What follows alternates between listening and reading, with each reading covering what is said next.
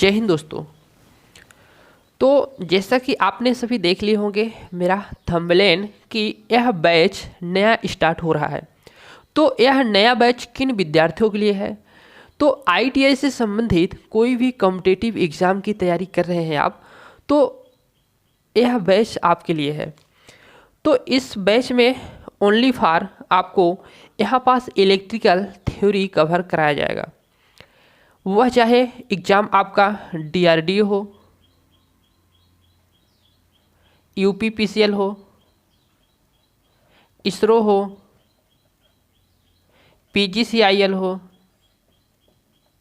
कोई भी आईटीआई से संबंधित कॉम्पिटिटिव एग्ज़ाम हो, उन सभी एग्ज़ाम के लिए यह बैच आपका है।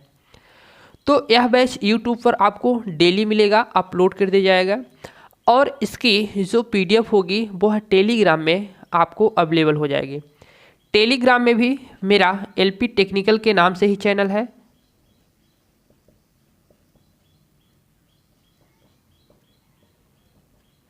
एलपी टेक्निकल में टेलीग्राम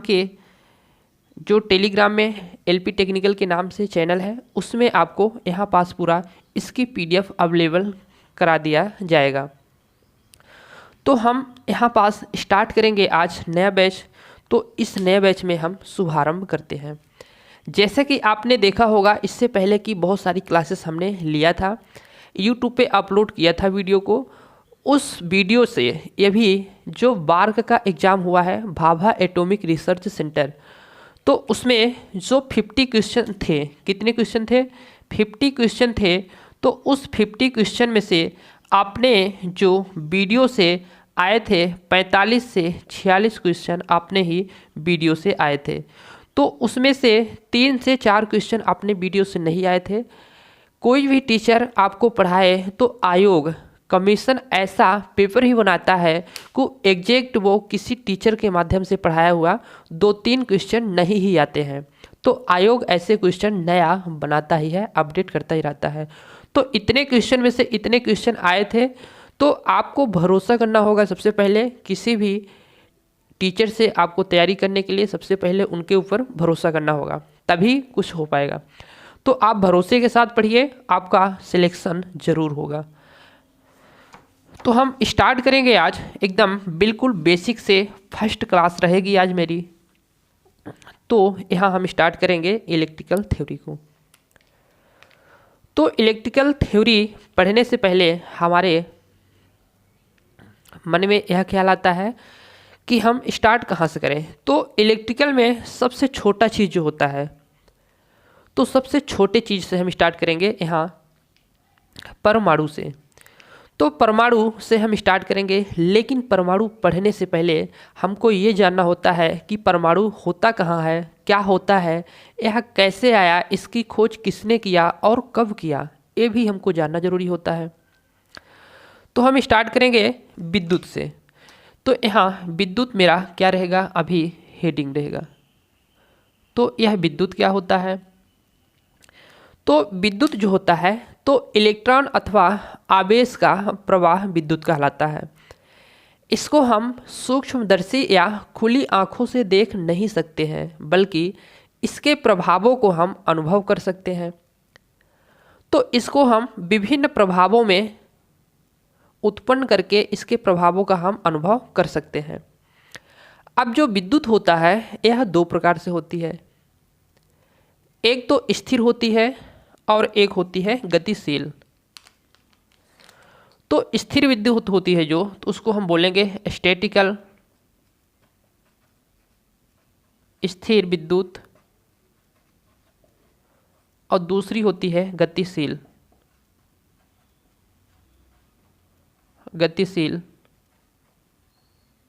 विद्युत।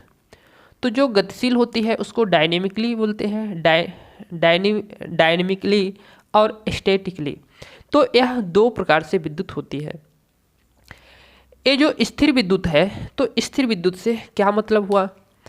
इसको हम उत्पन्न कर सकते हैं, एक स्थान से दूसरे स्थान तक केबल या तार की सहायता से हम ले नहीं जा सकते हैं। तो यह स्थिर होती है, एक ही जगह पर होती है, तो यह स्थिर विद्युत कहलाती है। जो डायनेमिकली विद्युत होती है, गतिशील विद्युत होती है, इसको हम उत्पन्न करके एक स्थान से दूसरे स्थान तक ले जा सकते हैं। तो हम देखेंगे कि स्थिर विद्युत हम कैसे उत्पन्न कर सकते हैं और गतिशील हम विद्युत को कैसे उत्पन्न करते हैं। तो स्थिर विद्युत को जो उत्पन्न किया, तो सर्वप्रथम थेल्स नामक वैज्ञानिक ने 600 ईसा पूर्व में एक एम्बर की छड़ को लिए और उस एम्बर की छड़ को एक बिल्ली के चमड़े में रगड़ना चालू किए। तो एम्बर की छड़ में पॉजिटिव था, वो धनायन था, और जो बिल्ली का चमड़ा था उसमें ऋण आयन था। तो जब उन्होंने रगड़ना चालू किया तो बिल्ली के चमड़े से जो ऋण आयन था, नेगेटिव चार्ज थे, वह पॉजिटिव चार्ज की ओर क्या हुए, स्थानांतरित हुए। तो इस प्रकार से एम्बर की एक उन्होंने क्या लिया, छड़ लिया। यह एम्बर की क्या है, छड़ है, और इस बिल्ली के चमड़े में मौजूद थे क्या, इलेक्ट्रॉन यहाँ पास मौजूद थे। इसमें इलेक्ट्रॉन मौजूद थे। ये बिल्ली का क्या है, चमड़ा है, बिल्ली का चमड़ा है। तो जब इस एम्बर की छड़ को इस बिल्ली के चमड़े पर रगड़ना चालू किए तो यह जो इलेक्ट्रॉन है, तो इलेक्ट्रॉन आ गए कहाँ, यहाँ पास आ गए इसके एम्बर की छड़ पर। तो जब एम्बर की छड़ पर यहाँ पास इलेक्ट्रॉन आ गए तो जितने इलेक्ट्रॉन यहाँ से निकल के आए तो वहाँ पास बन क्या गया, इलेक्ट्रॉन जब अपना स्थान छोड़ा तो वहाँ पास धन आवेश हो गया। तो इसके पास इलेक्ट्रॉन की कमी हो गई और इसके पास इलेक्ट्रॉन की अधिकता हो गई।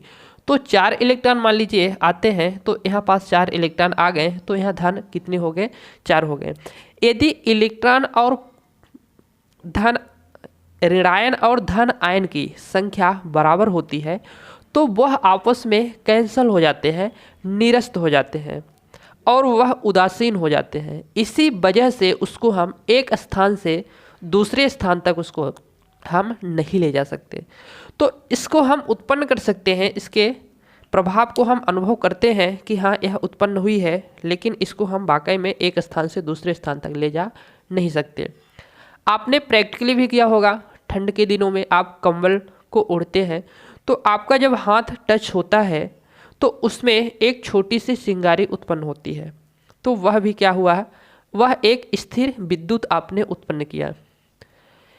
या फिर किसी टेबल कुर्सी पर आप बैठ जाते हैं और एक टॉवेल तौलिए के माध्यम से उसको ऐसे से धोंकते हैं, तो उसमें टेबल में भी क्या होते हैं, स्थिर विद्युत उत्पन्न हो जाते हैं। तो उसको क्या आप केबल की सहायता से ले जाते हैं, तार की सहायता से ले जाते हैं, नहीं ले जाते। तो उसको मात्र उत्पन्न करके उसके प्रभाव को अनुभव करते हैं, तो वह स्थिर विद्युत होती है। तो इसको 600 ईसा पूर्व में थेल्स नामक वैज्ञानिक ने क्या किया था, यूनानी थे। तो थेल्स नामक वैज्ञानिक ने इसको खोजा, थेल्स नामक वैज्ञानिक ने इसको खोजा। तो इस प्रकार से मैंने देखा कि स्थिर विद्युत यह होती है। अब हम बात करेंगे इसके गतिशील विद्युत को। तो गतिशील विद्युत क्या होती है, तो गतिशील विद्युत वह विद्युत है कि जिसको हम तार या केबल की सहायता से एक स्थान से दूसरे स्थान तक ले जाते हैं, जिसको हम दैनिक जीवन में अपने घरों में भी यूज करते हैं और हर जगह यूज करते हैं। तो वह होती है आपकी गतिशील विद्युत। अब इसको हम कैसे उत्पन्न करते हैं, तो इसको उत्पन्न करने के लिए हमको कई तरीके होते हैं। तो यहाँ पास कुछ तरीकों को हम देखेंगे कि इसको हम कैसे उत्पन्न करते हैं। तो पहला उत्पन्न करने का इसका तरीका है यहाँ पास प्रकाश द्वारा। तो प्रकाश विधि द्वारा इसको हम क्या करेंगे, उत्पन्न करेंगे। तो प्रकाश विधि द्वारा कैसे उत्पन्न करेंगे, तो आपके घरों में होगी एक छोटी सी टार्च, तो उसमें लगा होगा क्या, सोलर पैनल लगा होगा। तो जब उस पर प्रकाश पड़ता है तो उसमें जो बैटरी लगी होती है टार्च में, तो उस बैटरी को चार्ज करने के लिए कहाँ से उसको चार्ज आया, उस सोलर पैनल से आया। मतलब प्रकाश पड़ा सोलर पैनल पर, तो उसने प्रकाश ऊर्जा को विद्युत ऊर्जा में कन्वर्ट किया और उस विद्युत ऊर्जा को हम बैटरी जो होती है टार्च की उसमें हमने स्टोर कर लिया। तो उसको हम आगे विधिवत पढ़ेंगे, मात्र आपको यहाँ पास देखना है कि कैसे हम उस विधि द्वारा उत्पन्न करते हैं। तो प्रकाश विधि द्वारा हम इस प्रकार से उत्पन्न करते हैं। दूसरी जो विधि होती है तो तापी विधि द्वारा होती है। तो तापी विधि क्या है? तो तापी विधि को भी हम चर्चा करेंगे। तो तापी विधि ये होती है कि आप किसी दो अलग प्रकार से क्या लेंगे, चालक तार लेंगे, और चालक तार में यहाँ पास क्या देंगे, ताप देंगे, और इस चालक तार में ताप देने पर यहाँ पास आपको कुछ मिली वोल्ट में क्या मिलेगी, यहाँ पास ईएमएफ मिलेगी। क्या मिलेगी? ईएमएफ मिलेगी। इसको हम थर्मोकपल विधि बोलते हैं। पीजो इफेक्ट पर कार्य करता है। तो यहाँ पास ये इस तापी विधि द्वारा हम यहाँ ताप देंगे तो यहाँ कुछ वोल्ट में, मिली वोल्ट में, मतलब अल्प मात्रा में हमको ईएमएफ देखने को मिलती है। तो इस प्रकार से उत्पन्न करते हैं जो विद्युत को, उसको हम बोलते हैं तापी विधि द्वारा उत्पन्न विद्युत। जो इसमें तीसरा मेथड है तो वो चुंबकीय विधि द्वारा है। चुंबकीय विधि द्वारा, तो चुंबकीय विधि द्वारा हम कैसे उत्पन्न करते हैं आपको पता होना चाहिए कि यहाँ पास हम लेते हैं दो पोल के चुंबक को लेते हैं। जैसे हमारे जनरेटर होते हैं, छोटा सा डायनमो हो गया, आप खिलौने वाली गाड़ी को तोड़े फोड़े होंगे तो छोटा सा डायनमो मिला होगा, या फिर सीडी डीवीडी में लगा होता है छोटा सा डायनमो। उसको घुमाने से क्या होता है, उसके दोनों टर्मिनल पर, सिरों पर ईएमएफ उत्पन्न होती है। तो जो चुंबकीय विधि द्वारा है तो यहाँ पास हम क्या ले लेते हैं, ये कंडक्टर ले लेते हैं, और इस कंडक्टर को दो चुंबक के पोल के मध्य में जब घुमाते हैं तो यहाँ पास हमको क्या देखने को मिलता है, यहाँ पास कुछ ईएमएफ हमको देखने को मिलता है। तो यह होता है हमारी चुंबकीय विधि द्वारा। इसमें एक होता है रासायनिक विधि द्वारा। तो रासायनिक विधि द्वारा कैसे करते हैं, आपका सेल बैटरी उसी के एग्जाम्पल है। तो रासायनिक विधि द्वारा आप क्या करते हैं, उस रसायन को क्रिया कराते हैं और उससे आप ईएमएफ को जनरेट करते हैं। तो सेल बैटरी रासायनिक विधि का ही उदाहरण है। तो रासायनिक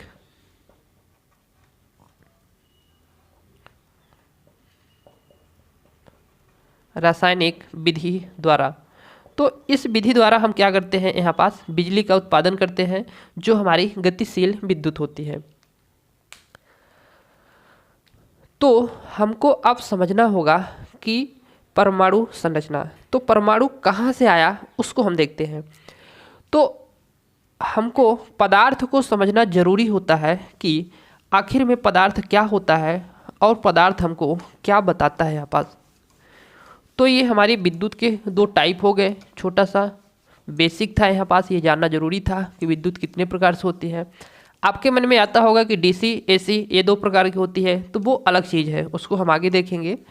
लेकिन यहाँ बेसिक विद्युत मात्र की बात करें तो वह दो प्रकार से होती है। अब जो पदार्थ होता है, तो परमाणु संरचना हमको आगे चल के पढ़ना है, तो उससे पहले हम पदार्थ पढ़ते हैं। पदार्थ जो होता है तो वो क्या होता है, कोई भी आप चीज़ ले लीजिए किसी भी आकार का, वह पदार्थ होता है। आप यहाँ पास मार्कर ले लिए, पदार्थ है। कोई भी वस्तु ले लीजिए, वह पदार्थ है। जो पदार्थ होती है तो वो क्या होता है, वह अणुओं से मिलके बना होता है, छोटे छोटे अणुओं से मिलके बना होता है। तो यहाँ पदार्थ जो होगा तो कई बहुत सारे अणु होंगे, उस अणु से मिलके बना होता है क्या, यहाँ पास पदार्थ। तो यह है आपका पदार्थ। तो अब अणु क्या होते हैं, अणु कई परमाणुओं से, अपने से छोटे परमाणु, उन परमाणुओं से मिलके बने होते हैं यहाँ पास अणु।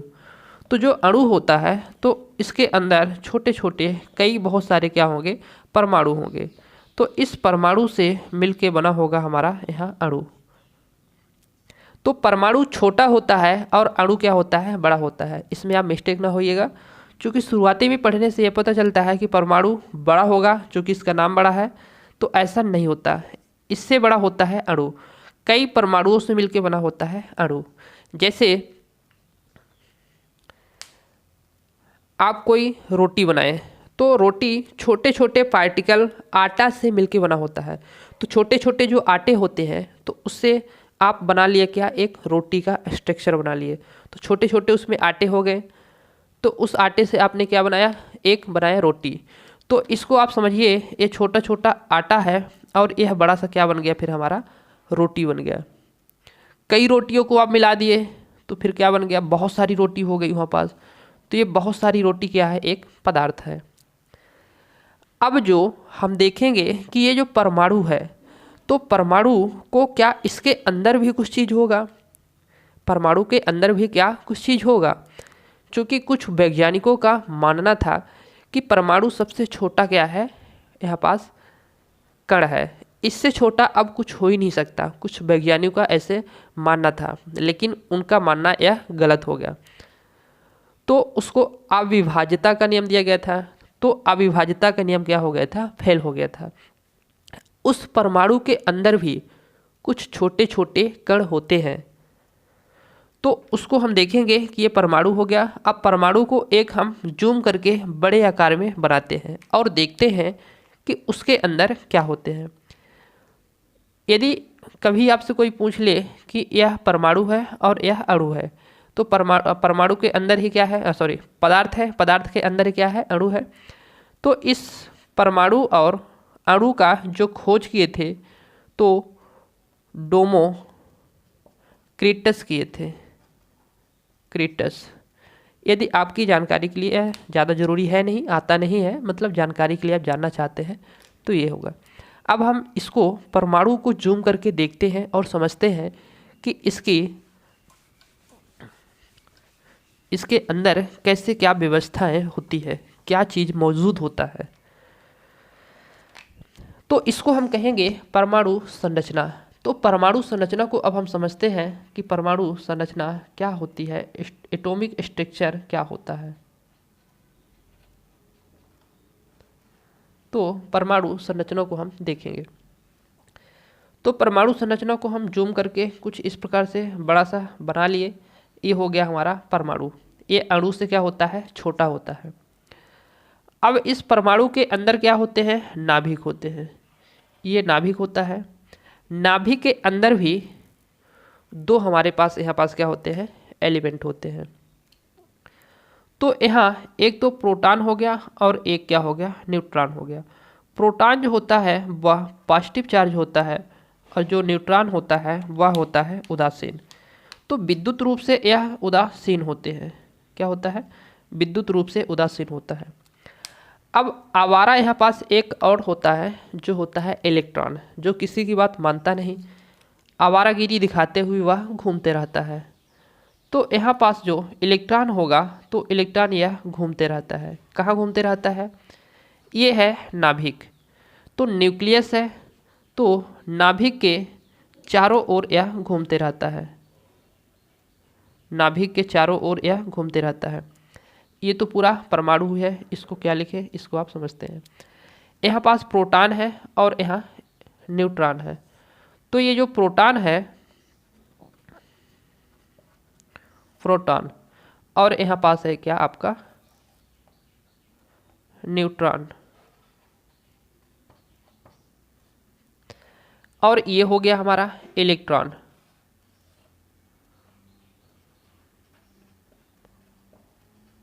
तो इलेक्ट्रॉन क्या करता है, इस नाभिक के चारों ओर, नाभिक में नहीं, नाभिक के चारों ओर यह घूमता है। अब इसके घूमने की जो गति होती है वो भी दो प्रकार से होती है, एक ऑर्बिटल मोशन और एक स्पिन मोशन। एक ऑर्बिटल मोशन और एक स्पिन मोशन, दो तरीके से घूमता है। तो यहाँ जो इलेक्ट्रॉन है, तो इलेक्ट्रॉन नाभिक के बाहर रहता है। यहाँ थोड़ा हम परमाणु के बारे में देखते हैं कि यह नाभिक से जैसे ही हम दूर जाते हैं, नाभिक से दूर जाते हैं, तो इसका आकर्षण बल कम होता है। नाभिक से दूर जाने पर इसका आकर्षण बल क्या होता है, कम होता है। लेकिन इसके विद्युत ऊर्जा का जो स्तर होता है वह कम नहीं होता, वह ज़्यादा होता है।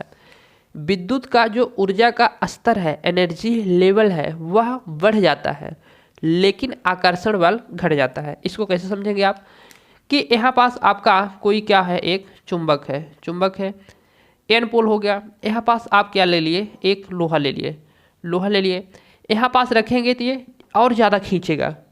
यहाँ पास दूर ले जाएंगे, यहाँ से यहाँ तक रखेंगे तो ये थोड़ा उससे कम अपेक्षाकृत ताकत से खींचेगा। और दूर आप ला लिए इस लोहे के टुकड़े को, यहाँ पास रख दिए तो और धीरे कम खींचेगा। खींचने का मतलब उसका आकर्षण बल कम हो गया, बहुत लूज तरीके से वह खींच रहा है, आकर्षण ही कम हो गया। तो इस प्रकार से नाभिक से दूर जब आप गए तो उसका आकर्षण बल क्या हुआ, कम हो गया। तो यहाँ नाभिक से जब दूर जाते हैं तो उसका आकर्षण बल कम हो जाता है। अब यहाँ ऊर्जा का स्तर ज़्यादा होता है, मैं यह भी बोला। तो इसका क्या मतलब हुआ कि यहाँ इस जो नाभिक के बाहर ये जो छोटे छोटे कक्षा हैं, सेल हैं, तो इन सेलों में जो हम इलेक्ट्रॉन भरते हैं तो उसका भी एक रूल होता है। वह 2n² की सहायता से इसमें हम इलेक्ट्रॉन को भरते हैं। 2n² इसका एक होता है फार्मूला। तो इसमें जो हम इलेक्ट्रॉन भरते हैं तो वो 2n² की सहायता से भरते हैं। तो यहाँ पास 2n² का क्या मतलब हुआ, तो जो n है वह सेल की संख्या है, जो n है वह सेल की संख्या है। तो यहाँ पास हमारे पास कितने सेल हैं, एक हो गया, k हो गया, तो इसमें एक हो गया, दो हो गया, फिर और इसके ऊपर होगा, तीन होगा, चार होगा। इसी प्रकार से इधर सेल बढ़ते जाएंगे। उसका नामकरण करते हैं k, l, m, n, ऐसे इसका नामकरण करते हैं। तो जो एक है तो यह क्या है, n है, नंबर ऑफ सेल है, नंबर ऑफ कोष है। तो यहाँ पास जो n है तो वो एक है। तो इस हम एक में जब इलेक्ट्रॉन को भरेंगे, इलेक्ट्रॉन को कैसे भरेंगे, जैसे हमारा सोडियम हो गया 11 हो गया, कॉपर हो गया 29 हो गया, 29 हो गया, जिंक हो गया 30 हो गया। इसी प्रकार से कोई भी हमको तत्व को इसमें भरना होगा, इलेक्ट्रॉन को भरना होगा, तो हम इस रूल से ही भरेंगे, 2n² के सहायता से इस परमाणु में हम भरेंगे। तो हम ले लेते हैं एल्युमिनियम का, हम 12 ले लेते हैं। तो यहाँ हम एल्युमिनियम को भरते हैं जिसका परमाणु क्रमांक क्या है, 12 है। तो इस हम फार्मूले से भरते हैं। तो इसको जो भरते हैं तो इसमें जो k, l, m, n होते हैं, तो ये बोलता है कि हमको एक निर्धारित कर दो कि हमारे अंदर तुम 2 ही डालोगे, 8 ही डालोगे, 18 डालोगे, 32 डालोगे। तो इसने एक अपना रूल बना के रखा है। तो k में कितना भरना है, l में, m में, n में। तो 2, 8, 18, 32 करके ऐसे ऐसे इसमें हर कोष में भरा जाता है। तो यहाँ पहले में हम कितना भरेंगे, पहले संख्या में हम यहाँ 2 भरेंगे। तो यहाँ 2 भरेंगे, 8 भरेंगे, 18 भरेंगे, 32 भरेंगे, 18 हो गया, 32 हो गया। इस प्रकार से हर एक कक्षा में अलग अलग हम भरेंगे। ये नहीं कि पूरा हम 12 एक ही कक्षा में भर दें, ऐसा करेंगे तो गलत हो जाएगा। इसका भी भरने का एक रूल होता है। तो पहले हम कितना भरेंगे, इसको हम भरना हमको है 12, तो हम 2 को लेंगे, 8 को लेंगे, और इस तीसरी कक्षा में जो भी बचेगा तो तीसरी कक्षा में सीधे हमारा चला जाएगा। तो 2, 8, 10 हो गया, और 18 में से हम 18 पूरा नहीं यूज करेंगे, उसमें से हम 2 ही यूज करेंगे, तो 12 हो जाएगा हमारा। तो इसको हम ऐसे भरते हैं कि यदि एल्युमिनियम को भरना हो तो यहाँ पास हम इस पहले कक्षा में हम ये कैसे आया, इसको हम इस 2n² की सहायता से देखते हैं कि पहले कक्षा में हम कितना लेते हैं। यदि 1 लिए तो 1 नंबर कक्षा में हम भरते हैं, तो यहाँ n की जगह हम 1 रखेंगे और उसका हम स्क्वायर करेंगे, तो हमको पता चल जाएगा कि हमको पहले कक्षा में कितना भरना है। पहले कक्षा में क्यों बोले, क्योंकि हम यहाँ पहला कक्षा लिया है, 1 लिए हैं, पहली कक्षा लिए हैं।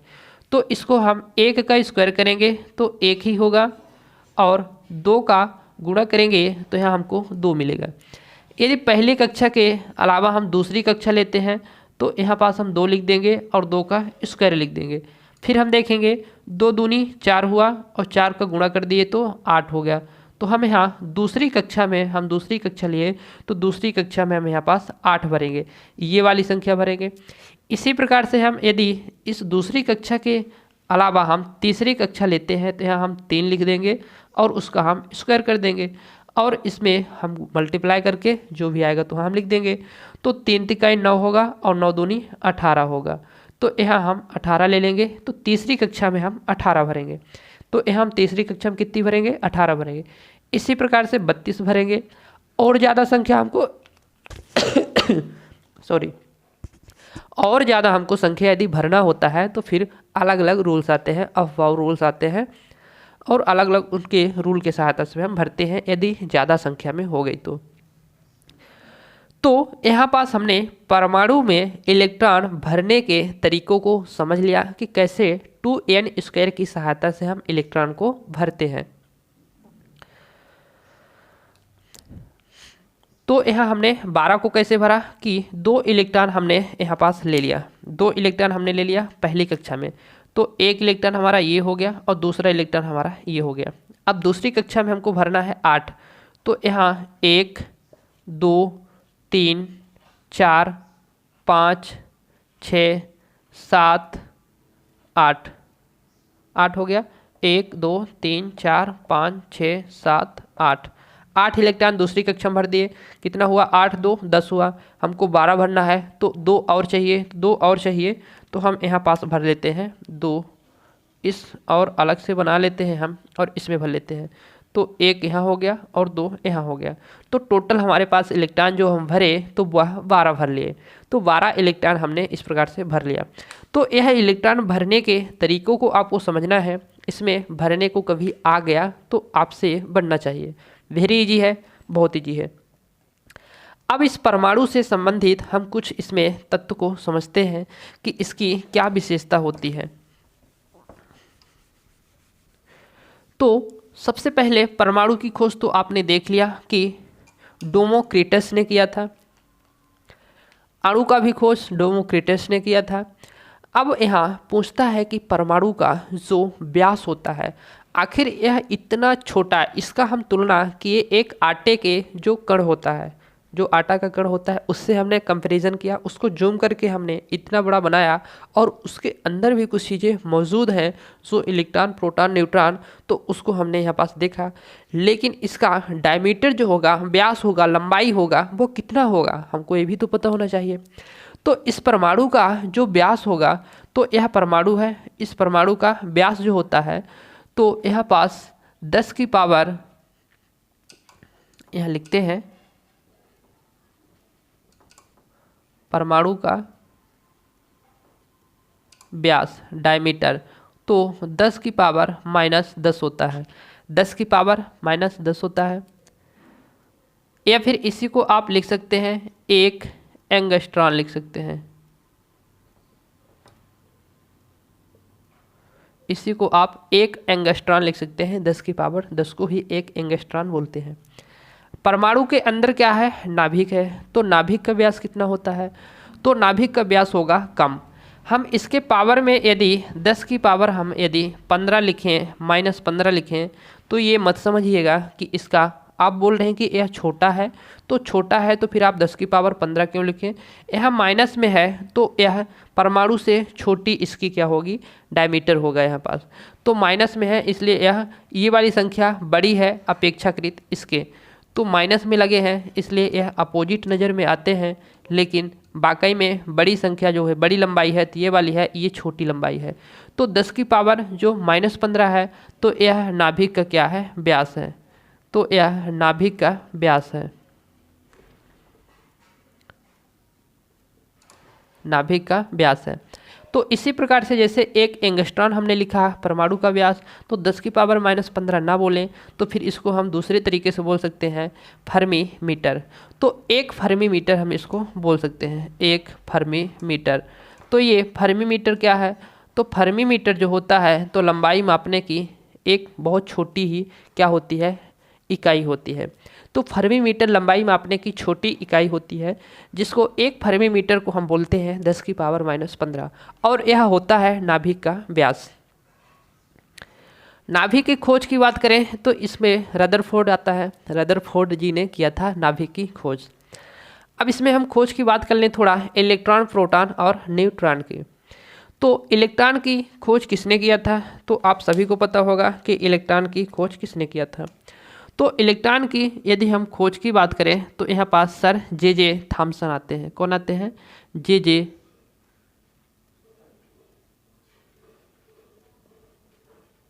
थॉमसन। तो सर जे थॉमसन ने 1897 तो 1897 में सर जे थॉमसन ने इस इलेक्ट्रॉन की खोज किया था। प्रोटॉन की बात करें तो नील्स बोर ने इसका खोज किया था। नील्स बोर ने इसका खोज किया था, लेकिन इसका जो प्रतिपादन है, नामकरण है, तो वह नील्स बोर नहीं दे पाए थे। तो वो अर्नेस्ट रदरफोर्ड ने इसका फिर क्या किया, नामकरण किया। तो अर्नेस्ट रदरफोर्ड ने इसका क्या किए, नामकरण किया। तो ऐसे इनके खोज को हम लिखते हैं कि Ernest Rutherford, Ernest Rutherford, Ernest Rutherford ने इसका खोज किया, ऐसा हम मानते हैं। न्यूट्रॉन है तो न्यूट्रॉन का जेम्स चैडविक ने 1832 में, जेम्स चैडविक, तो इसकी खोज कौन की है, जेम्स चैडविक ने 1832 में, 1832 या फिर 1932, तो 1832 में जेम्स चैडविक ने इसका खोज किए। 1800 बोला मैं, 1932 होगा, 1932 में। और अर्नेस्ट रदरफोर्ड ने 1919 में, जलियांवाला बाग हत्याकांड 1919 में, तो इस सन में प्रोटॉन की खोज हुआ। तो यहाँ पास ये हम छोटा सा चीज़ देखें। अब इसके हम थोड़ा डाटा को देखेंगे, उसको हम नेक्स्ट देखते हैं टॉपिक में। अभी हम यहाँ देखते हैं कि जो यह परमाणु होता है, तो परमाणु के अंतिम कक्षा में यदि हम इलेक्ट्रॉन को भरते हैं तो वो हम कितना भर सकते हैं। तो पहली कक्षा में हम 2 भरते हैं, दूसरी कक्षा में 8 भरते हैं, लेकिन जो इसकी अंतिम कक्षा जो भी होगी, जो इसकी अंतिम कक्षा होगी, तो उसके अंतिम कक्षा में हम 8 से ज़्यादा इलेक्ट्रॉन को नहीं भरते हैं। 8 से ज़्यादा इलेक्ट्रॉन को नहीं भरते हैं, मैक्सिमम हम 8 ही भर सकते हैं। ये एक मेन फैक्ट है, इसको याद रखिएगा। ये सारी चीज़ें नोट्स में आपको मिल जाएगी, पीडीएफ में, टेलीग्राम में। आपको यहाँ सुनना है और साथ में नोट कर सकते हैं तो कर लीजिए, अदरवाइज आपको वहाँ अवेलेबल ही रहेगा। तो इसके अंतिम कक्षा में मैक्सिमम 8 इलेक्ट्रॉन भर सकते हैं। और जो अंतिम कक्षा में इलेक्ट्रॉन होते हैं उसको हम संयोजी इलेक्ट्रॉन बोलते हैं। तो संयोजी संयोजी इलेक्ट्रॉन हम क्यों बोलते हैं, क्योंकि जो अंतिम कक्षा में इलेक्ट्रॉन होते हैं उसी इलेक्ट्रॉन के आधार पर हम किसी भी पदार्थ का हम उसके रासायनिक गुणों का निर्धारण करते हैं, रासायनिक या विद्युत गुणों का निर्धारण करते हैं। इसका मतलब ये हुआ कि जो उसके अंदर, उसके बाहरी कक्षा में संयोजी इलेक्ट्रॉन होगा, उसी इलेक्ट्रॉन के आधार पर हम यह जान पाएंगे कि वह चालक है, कुचालक है, अचालक है, वह क्या चीज़ है। उसके संयोजी कक्षा में जो अंतिम इलेक्ट्रॉन होंगे उसी के आधार पर हम इसका निर्धारण कर पाएंगे, रासायनिक रूप से या फिर विद्युत रूप से। तो जो 8 होते हैं, तो अंतिम कक्षा में यदि किसी भी ऐसा कोई होगा परमाणु कि जिसके अंतिम कक्षा में क्या होंगे, 8 ही इलेक्ट्रॉन होंगे, तो जिसके अंतिम कक्षा में 8 ही इलेक्ट्रॉन होते हैं तो वह अक्रिय होता है, इनर्ट गैस होता है, इनर्ट तत्व होता है। ज़्यादातर वह गैस होते हैं जो 18वें समूह के अंतर्गत आते हैं। यहाँ पास तो 18वें समूह के जो तत्व आते हैं तो वो होते हैं गैस। और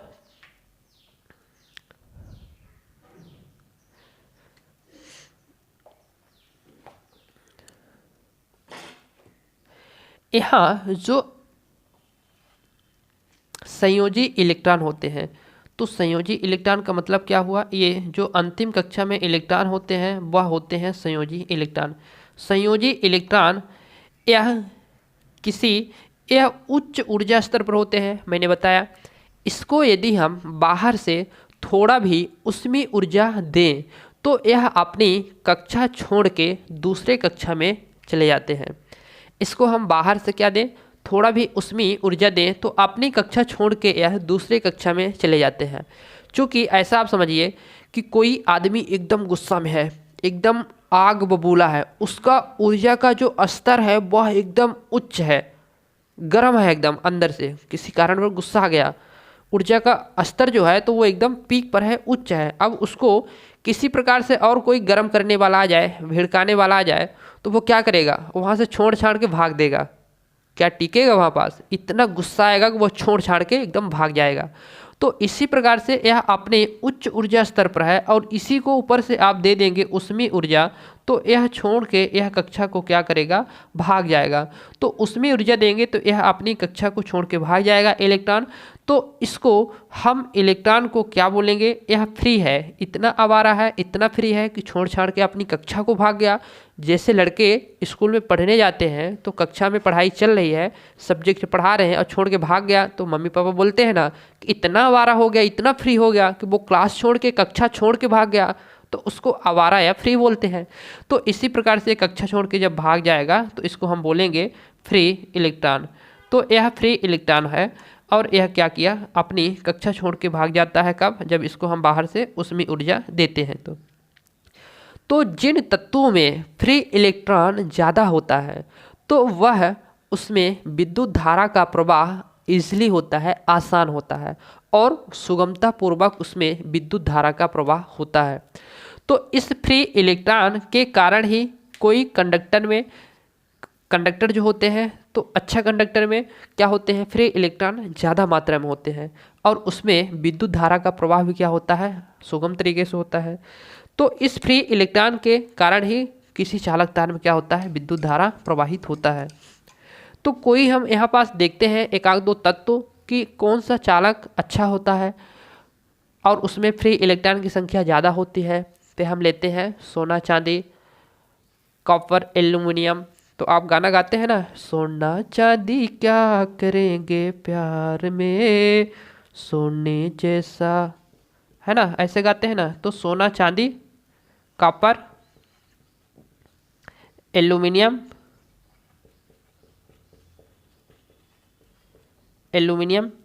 तो इसके जो संयोजी कक्षा में इलेक्ट्रॉन होते हैं तो यदि वह फिक्स 4 है, संयोजी कक्षा में जिन तत्वों के संयोजी इलेक्ट्रॉन फिक्स 4 है तो वह अर्धचालक होगा। तो यहाँ जिसके कक्षा में इलेक्ट्रॉन क्या है, फिक्स 4 है, तो वह क्या होगा, अर्धचालक होगा, अर्धचालक होगा। और 4 से यदि अधिक है, तो 4 से यदि अधिक है तो फिर क्या कहेंगे आप, तो 4 से जब अधिक है तो वह अचालक होगा, अचालक होगा, या फिर आप कुचालक बोल सकते हैं। यदि 4 से कम है तो वह फिर होगा चालक होगा। तो अंतिम कक्षा में इलेक्ट्रॉन जितना ही कम होगा, यदि जिसमें 4 है तो वह तो अर्धचालक हो गया, 4 से अधिक हुआ तो वह अचालक हो गया। तो किसी में 4 होगा, किसी में 3 होगा, 2 होगा, 1 होगा। तो जिसमें संयोजी इलेक्ट्रॉन कम से कम होता है वह उतना ही अच्छा चालक होता है। तो आप बोलेंगे कि यहाँ पास एक है जिस तत्व में संयोजी इलेक्ट्रॉन, तो वह क्या अधिक अच्छा चालक होगा, यस बिल्कुल वह अधिक अच्छा चालक होगा। यहाँ पास जिस तत्व में इलेक्ट्रॉन 3 है तो वह क्या अपेक्षाकृत कम होगा चालक, उसमें इलेक्ट्रॉन की संख्या क्या कम होगी, हाँ बिल्कुल कम होगी। तो जिसके संयोजी इलेक्ट्रॉन जितना कम होगा, संयोजी इलेक्ट्रॉन की संख्या जो होती है अंतिम कक्षा में जितना ही कम होगी, जो 1 है तो उसकी चालकता उतना ही अधिक होगी। तो यहाँ पास जो सोना है तो उसके सोना में संयोजी जो इलेक्ट्रॉन होते हैं तो वह कितने होते हैं, 1 होते हैं। चांदी में भी संयोजी इलेक्ट्रॉन जो होता है तो वो कितना होता है, 1 होता है। कॉपर में भी जो संयोजी इलेक्ट्रॉन होता है वो 1 होता है। और एल्युमिनियम में जो संयोजी इलेक्ट्रॉन होता है वह 3 होता है। तो यहाँ पास सबसे अच्छा क्या हुआ, सोना हुआ, इसके बाद चांदी हुआ, इसके बाद फिर क्या हुआ, कॉपर हुआ। तो ऐसे हम देखते हैं कि इन संयोजी इलेक्ट्रॉन की संख्या के संयोजी इलेक्ट्रॉन की संख्या से ही इन पदार्थों का हम निर्धारण करते हैं कि कौन सा अच्छा पदार्थ है। तो इसमें आपको ये चीज़ समझ में आई होगी। तो सबसे अच्छा इसमें क्या हुआ, सोना हुआ। इसी प्रकार से जो चालक होते हैं तो ये सोना चांदी कॉपर एल्युमिनियम हो गया। अचालक है जो, तो वो क्या हुआ, सिलिकॉन, जर्मेनियम, टेलुनियम, सोलेनियम, फ्लोरीन। तो ये होते हैं आपका क्या, यहाँ पास अर्धचालक होते हैं। अचालक में क्या हुआ, अचालक आप तो जानते हैं, ये हमारा जो मार्कर है, मार्कर की जो प्लास्टिक है पीवीसी है, अचालक है। माइका भी क्या है, अचालक है। लकड़ी भी क्या है, अचालक है। और यहाँ पास प्लास्टिक हो गया, पीवीसी हो गया, माइका हो गया, और जो भी एग्जाम्पल ले लिए जिसमें धारा का प्रवाह नहीं होता है वह अचालक होता है। चीनी मिट्टी हो गया, पोर्सिलिन का बना होता है, इंसुलेटर, तो वो भी अचालक होते हैं। तो यह अचालक होते हैं। उन अचालकों में जो संयोजी इलेक्ट्रॉन की संख्या होती है वो 4 से अधिक होती है। एक चीज़ आपको याद रखना है कि कार्बन अर्धचालक है क्या, ऐसे पूछता है तो आपको वहाँ पास ऑप्शन में नो लगाना है। कार्बन जो होता है वो किसी प्रकार का अर्धचालक सेमीकंडक्टर नहीं होता है। तो कार्बन सेमीकंडक्टर नहीं होता है, इसको आप विशेषकर याद रखिएगा। तो आज के यहाँ बेसिक क्लास में हमने एक थोड़ा सा इंट्रोडक्शन देखा। इसकी क्लास बाकी हम नेक्स्ट क्लास में लेते हैं, बाकी उसको हम और अधिक मज़े से पढ़ेंगे। तो आज का सिर्फ इंट्रोडक्शन था। अभी तक आप बने रहें इसके लिए बहुत बहुत धन्यवाद, बहुत बहुत शुक्रिया। मिलते हैं नेक्स्ट क्लास में। Okay, so thanks.